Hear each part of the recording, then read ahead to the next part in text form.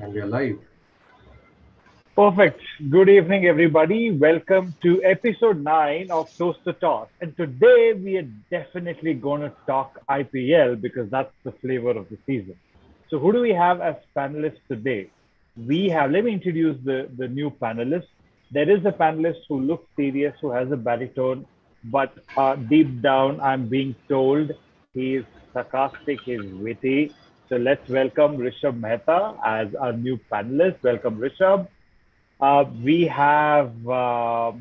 then we have our showrunner, who once in a while chooses to make an appearance.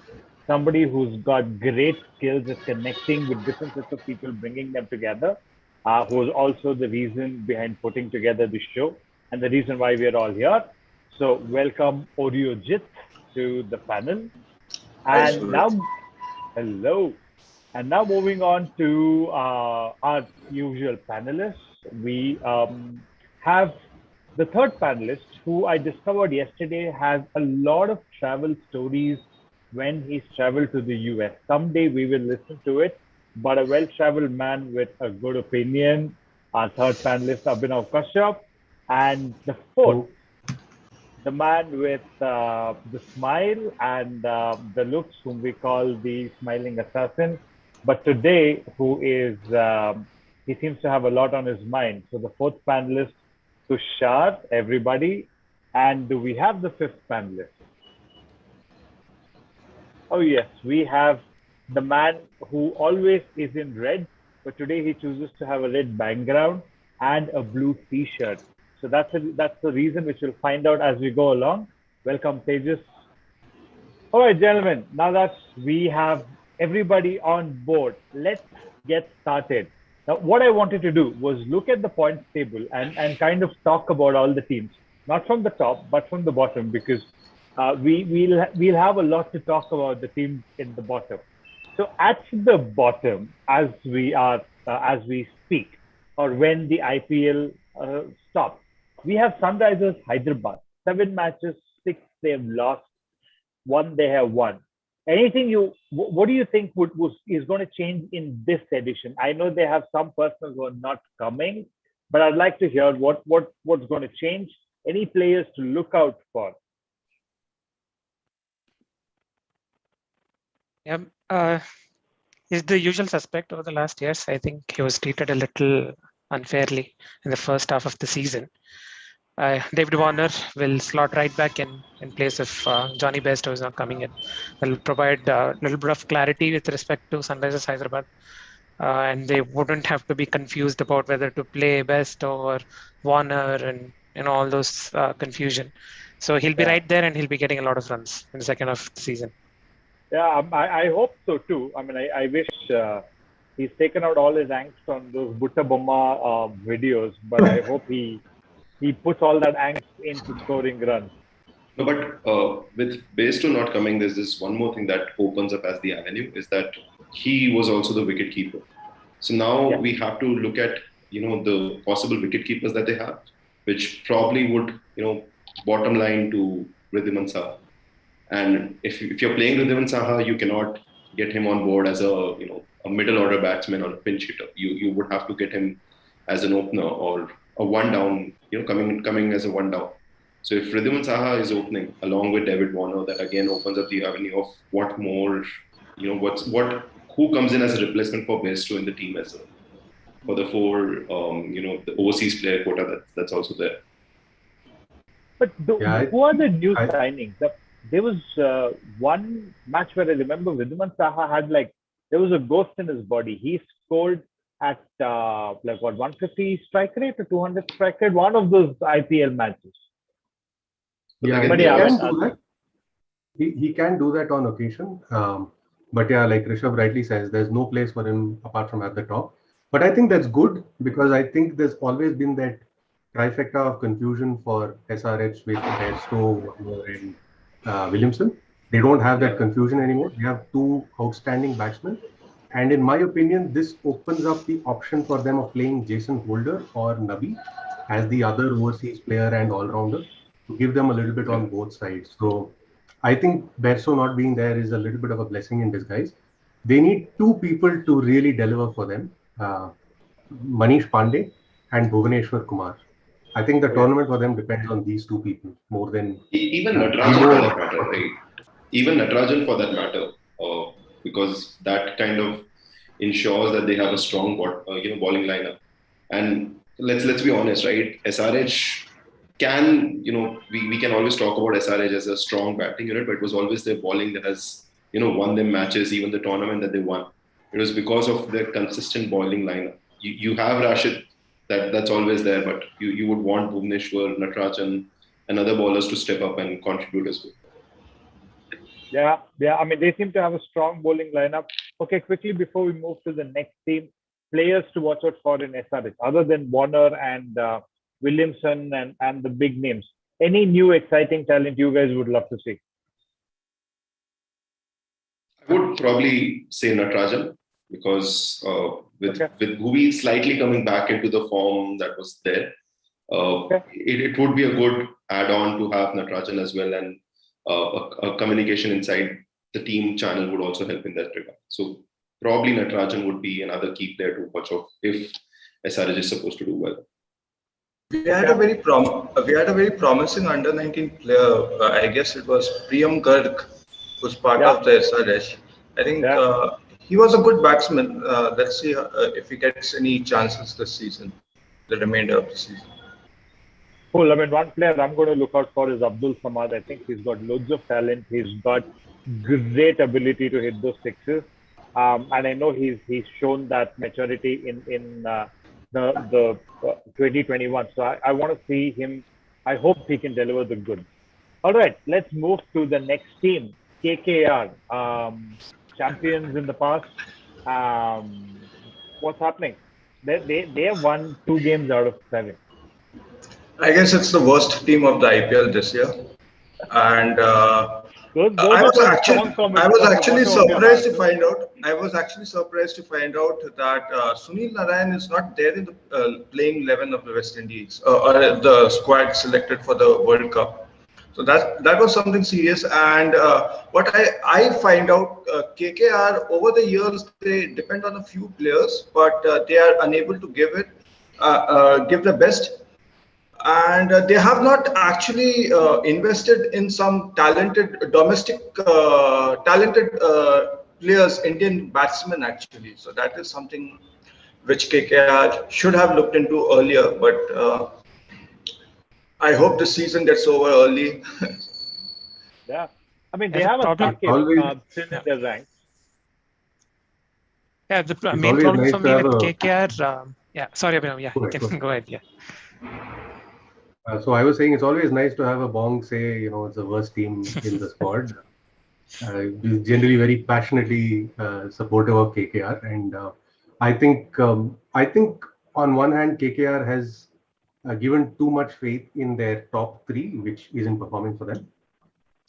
Their next 3, which is DK, Andre Russell, and Eoin Morgan, are extremely explosive, but I think they've had some friction amongst themselves. So from being one of the best dressing rooms at one point in time, I think they're not a very happy dressing room potentially. Maybe mistaken, but yeah, I think it's a tough road ahead for them, despite having a lot of talent that potentially could have given them great returns. Probably the only positive that they have, that this year's term was seen from a KKR's perspective, was that they had trusted their people. They had trusted their members that this is the role that you're supposed to play. I remember last year it wasn't really fixed as to what role someone is supposed to play. There was just a lot of swapping that was happening all around. I agree with Abhinav that they have put in a lot of faith. They have put in a lot of trust in the top 3. Shubman Gill, Nitish Rana, Rahul Tripathi, but they haven't really been able to give back the results that they were expected of, and that's which is a where good point. Shubman Gill is not available, injured. I'm just looking at their squad. Tripathi maybe. What about even Rana? I think he's back. Shubman Gill is back. Yeah, he's back. Yeah, because I don't see him listed on this, but yeah, okay. Yeah, I think for KKR, right, half commentator, half player, Dinesh Karthik will really have to deliver now because he has been like, not very effective with the bat in the first season, first edition of the IPL, right? And given his credentials, I mean, his heroics in the Nidas Trophy, and like we know what he's capable of. He obviously walks right into the team, but then of late he's been doing just enough or barely enough to kind of justify his role. But if he kind of plays a good role, down the order, maybe at 5 or 6, I think that will greatly benefit them. I would probably say bring him early instead of him coming down at 5 or 6, maybe coming at 1 down or 2 down, so that he gets to get more deliveries instead of having the top 3 that they have had for the first phase of the season. It's more beneficial because they have the power at the bottom, right? They have Andre Russell, they have Ian Markham. If they play with Sunil Narayan, he can also come in and hit, right? So you need someone more stable. You need someone more flexible who can score runs at the top of the order. If not, the openers. So probably Karthik going down as Sunil Narayan opening. That was like a fantastic experiment, which I thought worked really well. I mean, even if it comes off 5 out of 10 times, it's still, it's still. I think the other teams have figured it out how to get him not to score runs. So I think it's almost out of the equation. He just wastes ball. Yeah. No, but so Sunil Narayan again is a double-edged sword, right? I think he's had a fantastic bowling spell in the Champions League, or what was it? 2020. Yeah, there you go. So I think it's a good idea to bring him back, give it another shot, because he's going to give you a few good overs, maybe. I mean, it's an interesting point that you guys bring up actually with respect to Dinesh Karthik. The thing, I mean, we've known that he has not delivered over the years, right? The main reason for me is that he hasn't been given that stable position in the batting order itself. He's either batting at 4 sometimes, he's at 7, trying to stabilize the innings at 3. Give him 3 or 4 and, let him be the 3 or 4 for the next 7 matches, and you'll see him deliver at least in 4 or 5 matches. That's my belief. He's a fantastic T20 cricketer. I think KKR hasn't done him real good by shuffling him around in the batting order. Give him a stable position, he'll deliver. Definitely. Yeah, if he doesn't deliver, he'll become the mentor next year. Yeah. Okay, players to look out for. People who you think are going to make a change for KKR. So I will tell you the player I don't want to look for the remainder of the season is Kuldeep Yadav. He's having a lot of trust issues in the dressing room. So other than that, like you have Lockie Ferguson, who just brings the best out of him. For me, I would say after being the literal game changer, little IPL changer for the first season, Varun Chakravarti for obvious reasons. So he could be another game changer. I mean, not the way he was in the first phase, after which IPL had to be, pushed. But I think Varun Chakravarti, given that he's also made it to the Indian squad for T20 World Cup, right? So there's going to be that's one player that we have to probably keep an eye on. Also with Tim Saudi coming back instead as a replacement for Pat Cummins, so that would also be probably a good hold to keep a note of. Tushar, were you saying something earlier?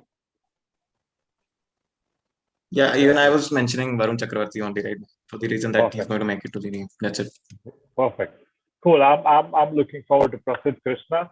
All right, let's move on to the next team. As most international commentators would call it, it's the Punjab Kings. Again, 3 games out of 8. I don't know. I mean, it's what do you guys think? What's ailing them? Yeah, I guess they're quite dependent on their top order. It's, I think, a common problem for most of the IPL teams who haven't won over the years is they depend a lot on the top order. And they're RCB Team B, right? Yes.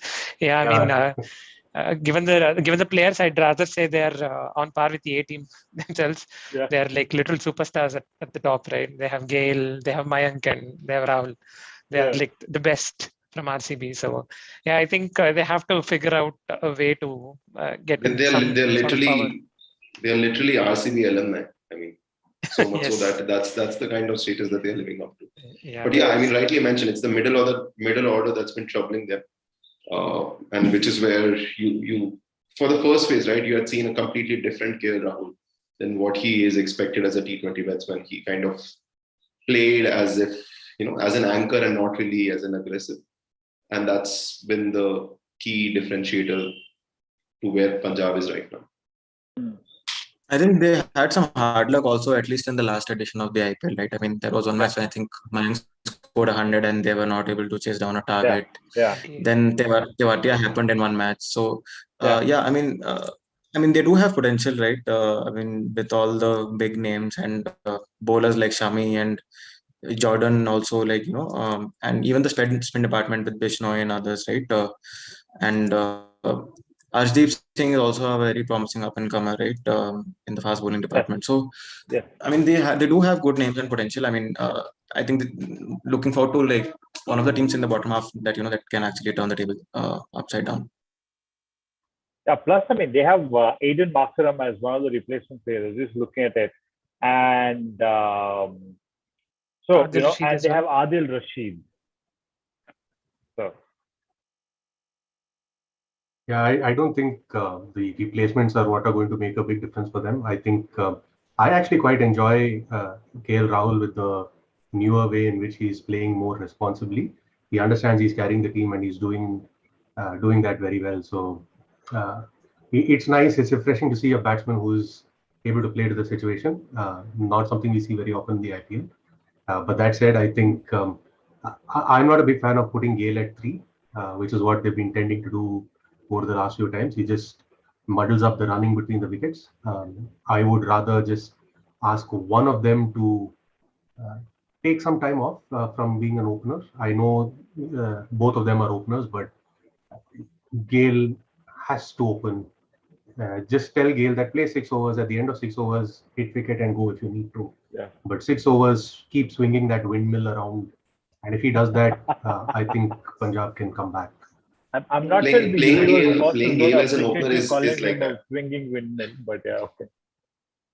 And I was just highlighting what Abhinav mentioned, right? If you ask Gale to open, right, there's always a chance of hit or miss with Gale, right? So even if he's gone early, it's for Mayank or KL Rahul to step in as one down. It's essentially as of an opener itself, right? But if he gets going, there's nothing that's coming their way to stop them from winning. I mean, I agree with the Gale opening stuff. Of course, he's been an opener for 20 years now, no doubt about it. But I also see the merit in him playing at 3 because his reflexes are not as great as it used to be against the faster bowlers who generally come in the first 6 overs. He can bash spin even in his sleep.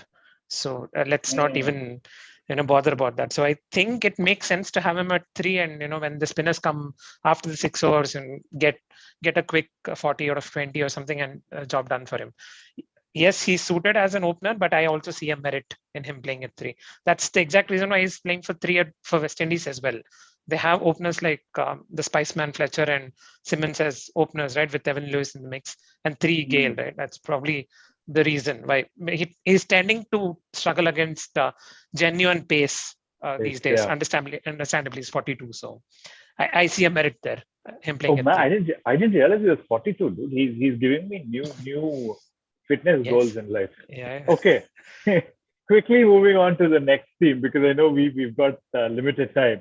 Rajasthan Royals. They are as unfortunate as ECB because they have so many withdrawn players. Stokes is not there, Butler not there. Then couple more players not there. Archer not there. Yeah. So I mean, again, Sanju Samson seems to be the Ajinkya Rahane, right? So he has this one amazing innings, and then he seems to taper off at the opening of the tournament. So what do you guys see? Exciting new signups? People who you think can change the fortune? Liam Livingstone. I think he's going to be the player of the Liam Livingstone, exactly.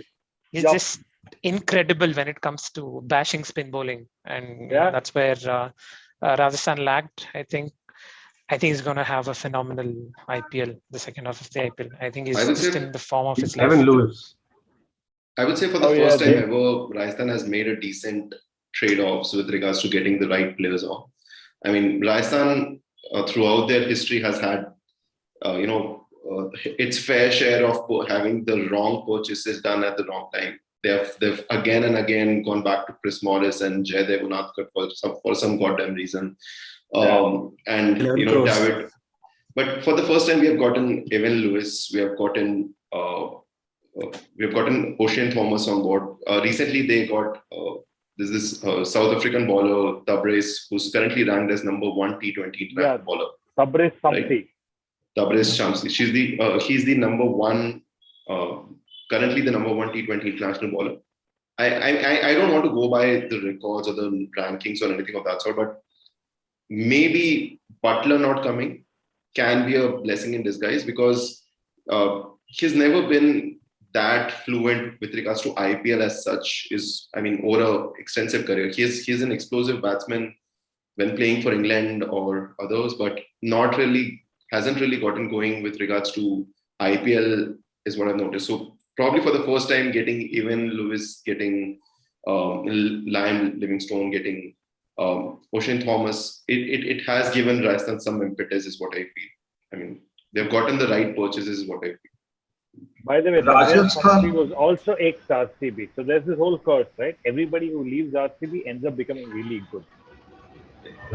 Rajasthan also has this habit of getting some nicely talented domestic players. Like you have last season there was Tewatia, and then now this time we have Chetan Sakaria. Yes. So these are two great players. Jaiswal. Jaiswal is also there, and unfortunately, they have someone called Shivam Dubey, who was also passed. Hey, ex-RCB. I'm telling you, Yeah, but I think one more thing, right? I think RR has the weakest leadership, I think, in the total 8 teams, right? I think they need to have somebody. I'm not sure. Samson has been captain for a short while, but then somebody to captain their side better. Also, I think somebody to hold the innings. Also, I think they have big hitters in Samsung and Livingstone and others, but like somebody like a Williamson or somebody who the team can bat around, I think that is also missing as I see it right now. If that role gets defined and we see that going forward in the matches, then well and good for them. But currently, I don't see that in the side. Which brings back to the same point, right? That they don't go after the right purchases and they let go of the good players as well. Dropping Steve Smith at the beginning of the year did come as a shocker to every RR fan, because that was that one link around which the RR batting would revolve. Even there's this one spinner that they had let go of, Ravi Bishnoi, which is doing very well in Punjab right now. So they've also. What were they smoking or thinking when they let go of Ravi Bishnoi? He was the under-19 superstar, right? Exactly. So letting go of Ravi Bishnoi, not having Steve Smith, and not getting someone else also, who around which the RR batting could revolve. I think these are some decisions that haven't really struck a chord as such. Why? For me, the shocking thing has been they have not played Mayank Markanday even for a single game. He was incredible when he played for Mumbai and has played a game for India as well. He's a quality leg spinner, and if they were looking for a leg spinner when Shreyas Gopal was a little out of touch, right? They could have brought in Mayank Markanday. He bowls it with a little bit of pace, and then he can make things happen. Not sure what's the think tank doing over there, but yeah, Mayank Markanday, the shocker for me. I would say just let's bring back Shane Warne to the helm of the Rajasthan Royals think tank. Okay, moving on. So now we're done with the bottom 4 place teams. Pretty much we think they don't have a lot of scope or hope in this part of the tournament, but we never know, right? Now the top 4 teams. Mumbai Indians, 8 points. They're not too different from Rajasthan Royals. It's just that they have one more game. So again, Mumbai Indians, is it because they are slow starters, exciting new players to look for? I think Mumbai has always had a history of being in sort of the middle of the table throughout the tournament, and suddenly at the end they will have a surge and somehow they will make it to the playoffs, and then you obviously see them in the final almost always, right? So I think they are following that trend, and I think today they're playing CSK, and since it's the start of the edition again, I think they're going to lose today as well. But then later they will. I like that prediction, Prasad. Like the confidence with which you're making it. Yeah, I think they lose first match and then get back to form later. So yeah, I think. But this year you've got to admit that Mumbai has been put in a lot of uncomfortable situations. Just look, for instance, Rohit used to be one of their lowest scorers in the first part of the league. He used to pick up in key matches, but Rohit's been their top scorer so far. Right? They were forced to play a lot of their matches in the first edition in Chennai, and their squad just wasn't suited for that. Right? So I feel they've had a lot of luck go against them. A lot of the schedule is against them. You've got to take it as you go as a champion team, which I think they're still doing fine. That middle core of Mumbai, right? Forget Rohit and De Kock, who are in a league of their own, but you think about Sky, Ishan Kishan, Hardik Pandya, Kunal Pandya. That by far is the biggest resistance for anyone to break through, right? It's not enough if you take 1 or 2 wickets against them, you've got to drop the whole thing. And then when you bat, you've again got like all kinds of trouble with Bumrah, with, I think there's just a star-studded squad. That'll come good. They'll come good, I'm sure. Yeah, I'm always amazed at how did they put together such a stellar squad.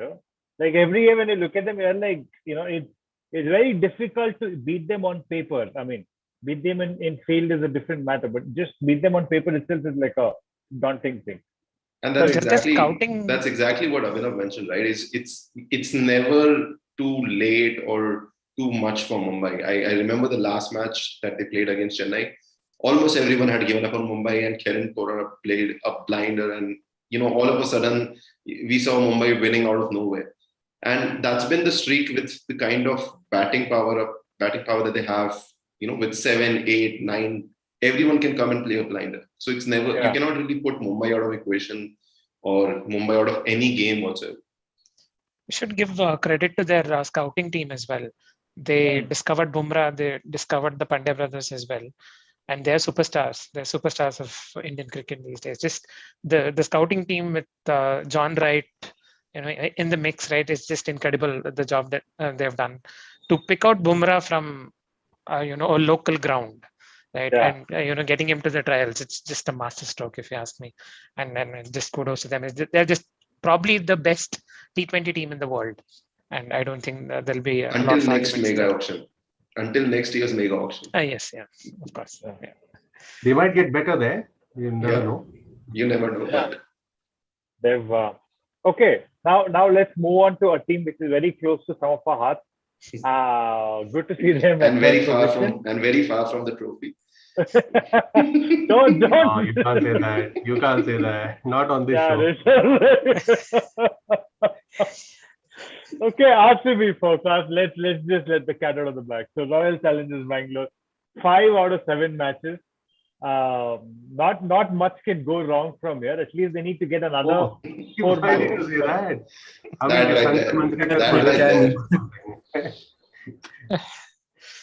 We should put a disclaimer that we'll have no predictions when it comes to RCB on this show. Like absolutely no predictions. Even so well that they had to stop the IPL, right? It's too much for your fans to take in one. It was the time variant. The time variant authorities had to step in. The entire what if series could have been started. Yeah, but look, in all fairness, decent chance, I think. They've finally got someone in the batting other than just Kohli and ABD. They've got Padikkal and Maxwell supporting them. They don't have a finisher yet, in my opinion. I think Kyle Jameson is there to add something, but along with the firepower of the top 3, then they manage. I think their bowling is still a little light. I hope Chahal takes it on himself to take the next few matches to claw his way back and do something extraordinary. The big grounds do give him an opportunity to do that. But I, for one, am a little bit of a skeptic when it comes to the Sri Lankan bowlers in conditions outside of Sri Lanka, because we've seen incredible things happen in Sri Lanka and Bangladesh of late. And the reality of a lot of that is just they went to Motera 2.0 or something like that, right? Those pitches where they weren't spin friendly, they were not allowing you to bowl a straight ball, right? So coming from there, I think if Hasaranga or Chamira, who's the other bowler, I think from Sri Lanka was coming, if they're able to do something radically different, then yes. But I'm happy with how RCB have gone. I'm happy with how Harshal Patel has gone. He's the bowler that used to strike fear in the hearts of everyone in his team when he picked the ball, right? And he's the highest wicket taker in the IPL right now. So he was a revelation. Yeah. Except for that really bad game he had just before the IPL went off, but that's okay. I mean, everybody has bad games, but he's a revelation. Yeah. I think a lot of players have a point to prove here in RCB, right? I mean, there is Padikkal, there is Chahal, Sundar, and Siraj, who have not been picked for the squad. Sundar is no longer. Washes out. Yeah, right. But sorry, go ahead. But the other three, I'm sorry, my bad. But the other three, right? I mean, they have a point to prove because they haven't been picked for the squad, and I think they will want to do that. Especially Chahal, right? I think he was one of the front runners but couldn't make it. Also, I think with Maxi and Kohli and ABD, anyways, the batting does look strong on paper, but then 30 minutes of bad cricket or 15 minutes of bad cricket, and anything can happen after that. So or a Harpreet Brar. You remember that match against Punjab? Yes. Oh yeah. Oh. Jadeja did it for Chennai as well against RCB, right? I think in 2 overs he picked out 3 or 4 of the batsmen. We finished both the matches against Kings 11, right? Just asking. Because I know they were back to back. No, for me, I think RCB has gone. The replacement signings have been good, and actually they've made the squad even more little stronger. We forgot to discuss about a player called Tim David. I'll be keeping a very keen eye on that guy. I've watched him with Hobart Hurricanes at the BBL. He smacks it. He smacks it out of the ground. So I'll be watching out for him. Yeah, I mean that's the thing. Like there was Josh Philippe who came with a big reputation, but somehow failed to perform. Or maybe it's just that RCB people. It's the breeding ground, and then when they go to another team, they start performing. Like Moeen Ali, like Tabriya Samsi, like Chris Morris. I mean, you name it, everybody is all of Punjab. Yeah, Punjab Kings. Yeah. Okay, so now, I mean, I just wanted to add a comment saying what is the kind. It seems like Glenn Maxwell has some special kind of relationship with the Australian body. He skips the international matches, but he's given permission to come and play in IPL. Like, it beats me, but it's good for RCB. Basically, like Chris Morris in South Africa. I have Chris Morris. I have just one thing to say that's always a little bit of a bummer for RCB fans, particularly like me, which is that when we have too many options, we've generally picked wrong. And you look at our overseas options, we have too many options, and I hope we don't pick too wrong, right? I think that's something that's always there with RCB. I think it can't get any simpler than this time around, right? It's the 4th foreign slot. You either pick Tim David or Hasaranga. That's it. No confusion there. Daniel Christian can be a good addition, and then there's who's the other one? There's one more. I forget now, but yeah. George Garden can also be. But I believe that though, as Abhinav said, there's a problem of plenty, but they do have some good domestic players again in the RCB team. Even like the batsmen, you have Sachin Baby and Mohammad Azharuddin who play really well in a domestic structure. So these are some talents I'm looking forward to. Even they have KS Bharat as a wicketkeeper batsman. So that's something. I want to see the Mohammad Azharuddin play, man. He again comes with some really good reputation. I mean, I know Rajat Patidar has been given a lot of options, but I think Mohammad Azharuddin deserves at least a look in. I'm more interested in seeing how their Indian bowling contingent performs. Saini didn't have the best outing earlier. I'd like to see him back in form. But then there's Siraj, there's Chahal. I'm expecting stuff. There's Shahbaz, who's a handy spinner and can conk a bit as well. So that I know this is close to our heart, but we've got to move on. So from a team which we all believe will make it every year, let's hope they do this year, to a team which has a template to make it every second year at least. To what most people call the uncle's team, but they have the experience and they seem to get it right. So Chennai Super Kings. Anything? You think anything can go wrong for them? Majority of the things can go wrong for them, if you ask me. It's not an RCB fan who is speaking here, but the change in venue or the change in the conditions will hit them really hard because some of these players haven't played a game for the last 6 months. I'm not even talking about MS because he's already retired and we shouldn't really expect a lot from him. The guys like Raidu, Raina, these guys have played a lot. And I've also heard that Sam Curran isn't available for the first game. So there's a problem there. Everyone is a little on the older side and on big grounds like Dubai, right? Where you have 80, 85 meter boundary. Chasing down these ones and twos and then throwing it back and affecting runouts will be an Achilles heel for them. And I think that is where all the difference will be. So Jadeja cannot do it alone. There's one Rituraj Gaikwad, maybe one will be at mid-off and one will be in mid-on. That's about it. All the other 8 players should be hidden in the field, which is not going to happen. So I feel that's their Achilles heel, and then I think they'll. I think Chennai is being held together by Dhoni. The same group of players without Dhoni wouldn't be able to do anything. In my unintelligent opinion, as I keep saying, but is this Dhoni who's been bringing them in at the right time and getting something great out of them. They've had wins because they've had brilliant performances. For instance, there was that one or two matches, I think Jadeja simply took out a whole bunch of wickets from RCB once, and I don't remember who was the other one, but he did that with Punjab also, I'm thinking. I may be mistaken, but so they've had some brilliant performances that's helped them win. Faf, man, what an ageless cricketer he is. He always delivers. He delivers so often. Rituraj has been doing it for them, but then Raina has been hit or miss. So if it weren't for Dhoni, the magical wizard called Dhoni was able to get something out of his teammates. Yeah.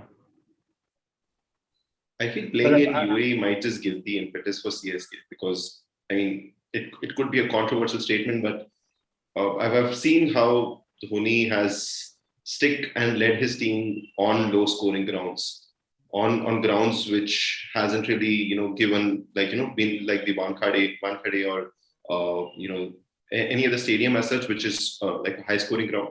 But Chennai or Dhoni has had that ability to, ensure that they have the right kind of setup, they have the right kind of strength to go about a target or to set a target which would be optimum enough.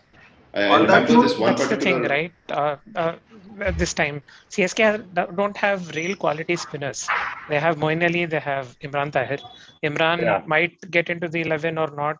We are unsure about it. So they don't have quality spinners like they used to have in back in the days, like Muralidharan and all those guys, right? So I think that's one of the reasons also where they'll struggle. And Dhoni, we've seen that is very comfortable when the spinners are operating. So is Mitchell Santner part of the squad? Yes, he is. Mitchell Santner was actually sitting out for most of 2020 IPL, and I think first leg of this IPL as well. Maybe if they have a spot, if Sam Curran's not there, right, they could try him out as well. Yeah, I don't believe he does have Sam Curran. That's another loss for them because Sam Curran, Moeen Ali, these were the folks who had turned the tide upside down completely around for Chennai in the first half, right? With Sam Curran, I'm not sure if Sam Curran is available or not, but with him, he's available from the next match, I think. Yeah, I think only one match Sam Curran is not there, and then he's back. He's back after that. But Chennai definitely want Raina to strike. Yes. They want them. They want their star player to get back. Yeah, Raina at 4 looks out of place for me. Actually, he'll struggle at 4. Yeah, he has to. At 3, you have Moeen Ali, so. But we are forgetting the fact that they had a pretty disappointing year last time when it was in UAE. I don't see them being in the top 4 going forward in this remainder of the IPL. No, it can happen. Definitely can happen. Yeah. Plus, remember they have the re-energized Shardul Thakur and Deepak Chahar. So Shardul Thakur can work as a pinch hitter, but let's see if they go that out. They have the Sir and the Lord in the team. Yes. Yeah. They also have Josh Hazelwood. I think he'll also be. Yeah. He'll also be Hazelwood, good. I don't know if he'll make it or not, but I think he'll play ahead of Lungi and Gidi. Yeah. I'll play Josh any day in place of Lungi. All right, folks. Now to the last team, which is the top team. It is the Delhi Capitals. Do you guys see them going the distance? Yeah, I mean, I'm being impartial here, but I think the real top team is at the top of the IPL this time around. They just don't have any weaknesses at all. I feel top-notch Indian batting, good overseas pickup, and with Kagiso Rabada and Henrik Nortje, right, they have the best opening fast bowling combination that I've seen in ages in IPL. Yeah. So I just don't see them, messing this up at all. At least they'll go to be in top 2, but after that it's a lottery anyway. But they're just too playoffs. good. Anything can happen. I feel Rabada hasn't been his best the first part of the season. But Avesh Khan has done such a wonderful job picking up key wickets. Oh, yes. That's another good find. Their Indian contingent is firing like they're out of control, right? You look at the batsmen, and they're getting back Shreyas Iyer, who's coming back after injury, who's there with a point to prove.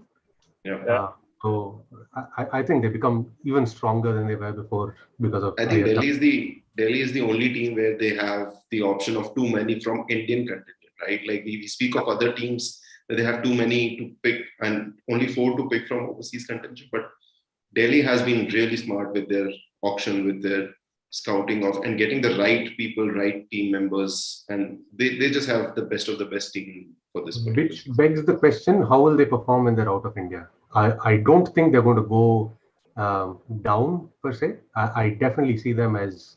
I think they're already at the playoff. I think they win one more match, they're guaranteed a playoff spot.